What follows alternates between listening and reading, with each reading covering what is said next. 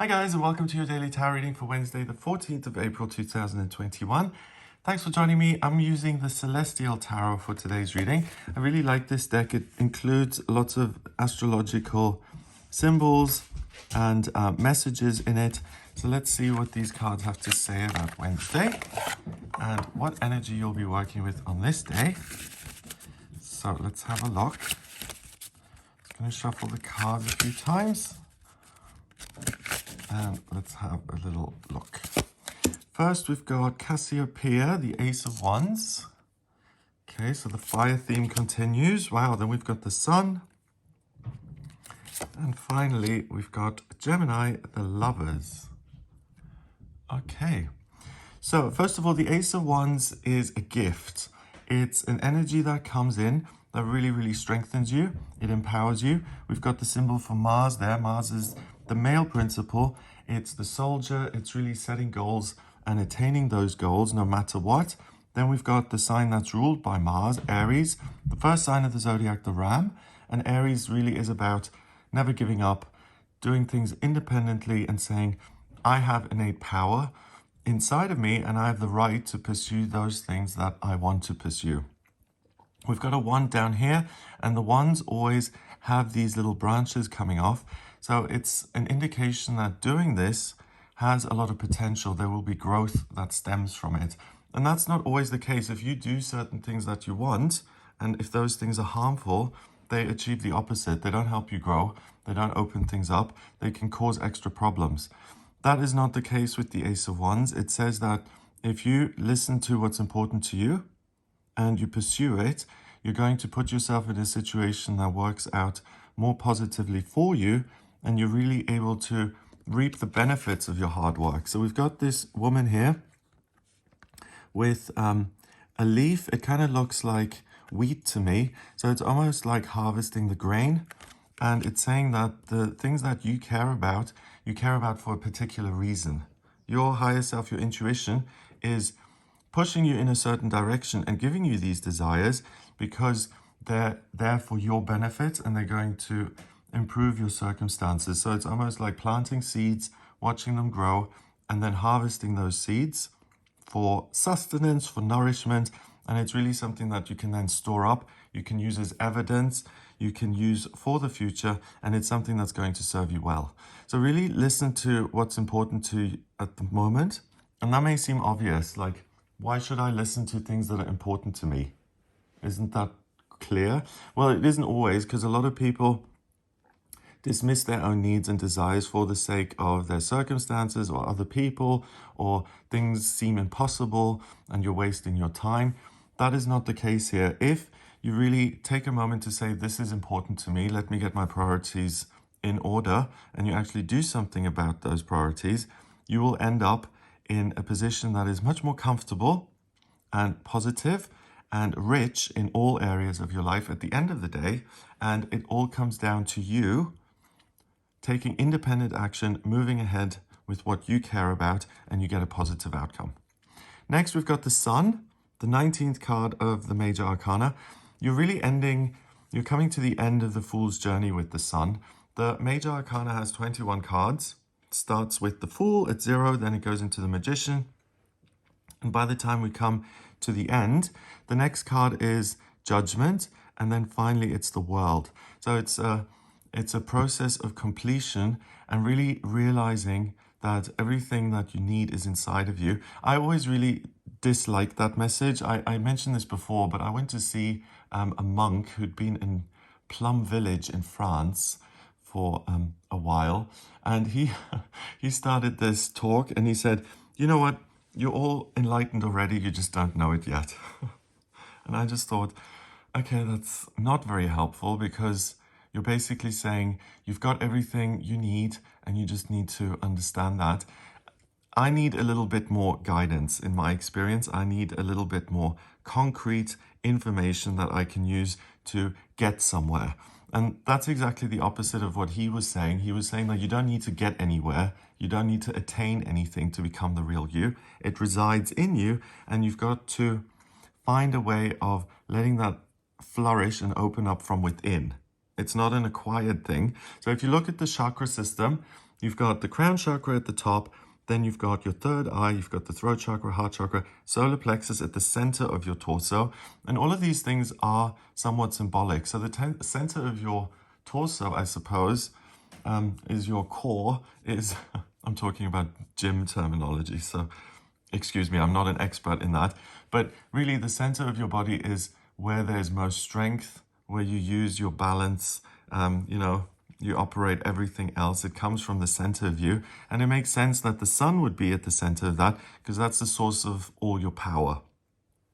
And the sun says that you have access to the source of all your power today. We've got some other symbols. We've got Leo, which is a fire sign. It's really about being enjoying yourself, first of all, listening to your own passions and desires. It's ruled by the sun, and they're all very masculine energies. So the sun and Leo are fire, that's masculine. Aries is also fire, more masculinity, and that's about drive and personal decision making. The sun, the center of our solar system, is responsible for all warmth, all life. So you're in touch with this royal and kind of divine sense of self. And we've got this king in the center of the sun, like a sun god, a fire god. And that is the best energy you can kind of draw on because it's responsible and it influences everything else. So like the sun god in Egypt, if we didn't have the sun, we wouldn't have any crops, no life, no opportunities, nothing. So you're really in touch with the strongest part of who you are. We've got this triangle pointing up, that's the symbol for fire, and the tree of life. So everything is perfectly balanced with this really, really being highlighted. And because you're in touch with your own power, everything else is going to be affected. So the heart chakra, the sacral chakra, the root chakra, and then the other way, the throat chakra and everything else. So the message is, like that monk mentioned, that if you realize that there's nothing you need to get, and all you need to do is uncover this hidden power that already resides in you, you make way for this divine energy to come in, and it really gives you a lot of influence over everything else in your life. And then this kind of becomes easy, because if you're completely self-reliant and you see yourself as this special envoy to the universe as such, who is beyond obstacles, beyond being contradicted, beyond being imprisoned, or it doesn't matter what they do to this king. Ultimately, he's made of fire, he's all energy. So anything falls away is kind of burned away and cleansed in this fire, and you can really do as you please, and everything is going to fall into place. And for her then to set certain goals and to pursue them becomes really easy when she has this much fuel and petrol in the tank, so to speak. So both cards are really, really fiery. They're saying, please do set goals, pursue what it is you want. That is the most important thing that is available to you, because sometimes you will set goals and it seems impossible to pursue and you run out of steam or the opportunities fizzle away. That's not going to happen here. If you rely on yourself, you're really betting on the most likely person to win in whatever situation you're in. So investing in yourself and pursuing those things that you care about is really, really important. And it becomes even more important and really interesting with this final card, the Lovers, because the Lovers is the sixth card of the major arcana. So we're going from the end of the journey to the beginning of the journey. And at the beginning of the journey, we've got, like I said, the Fool and the Magician. Then we've got the High Priestess and the Empress.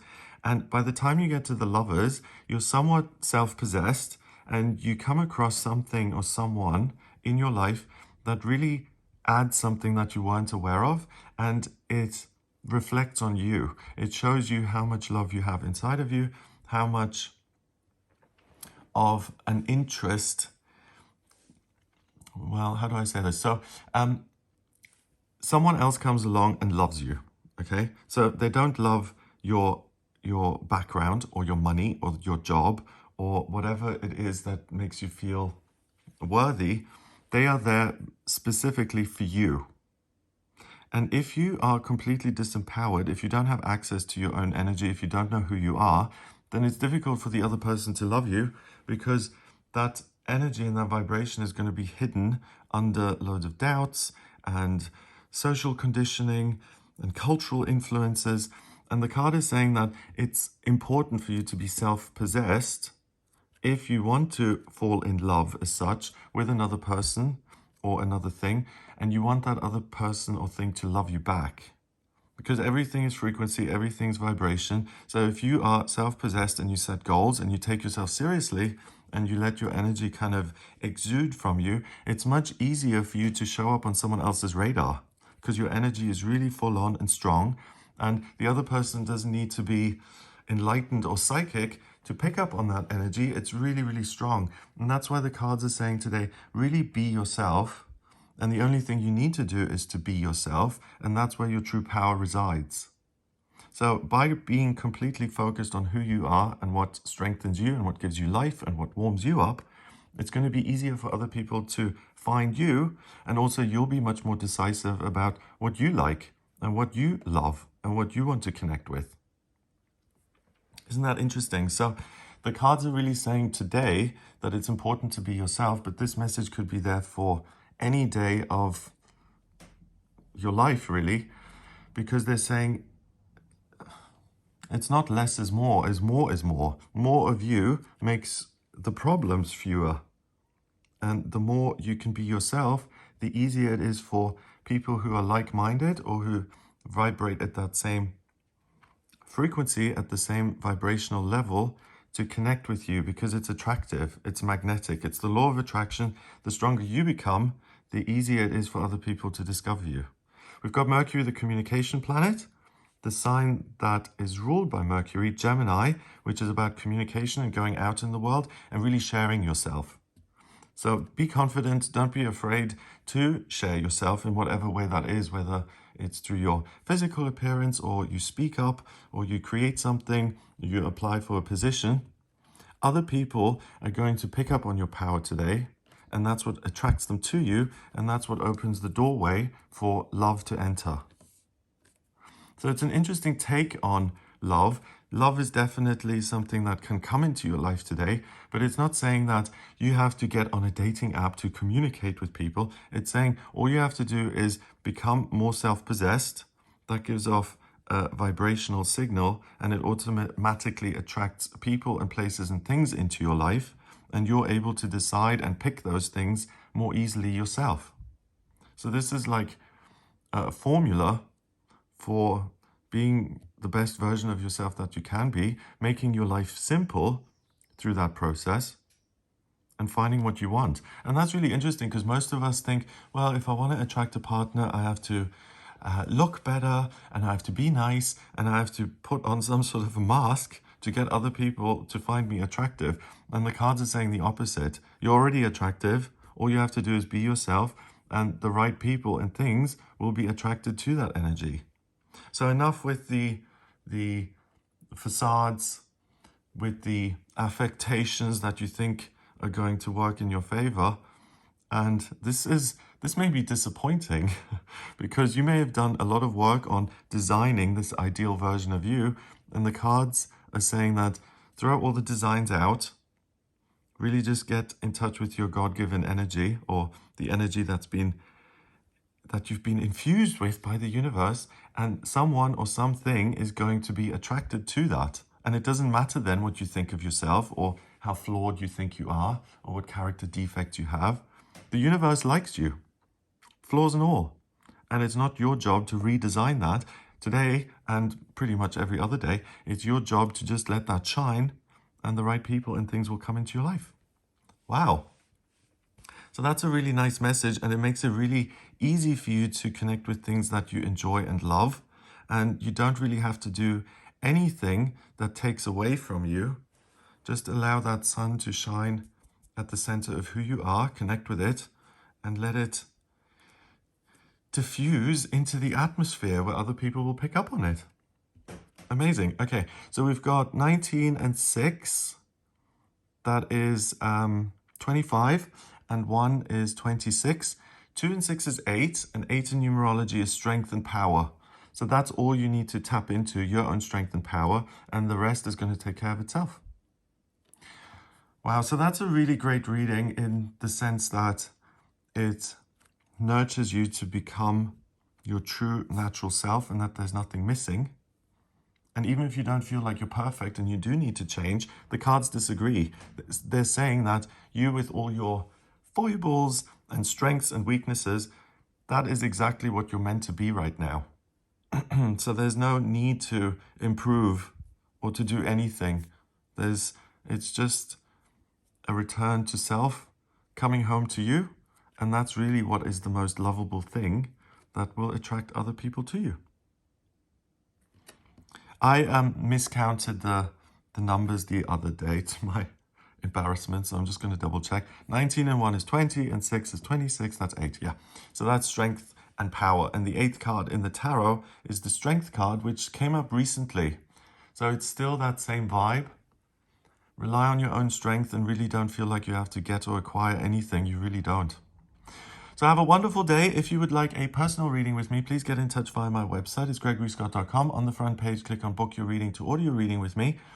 If you like this video, give it a thumbs up, hit subscribe and share the video online.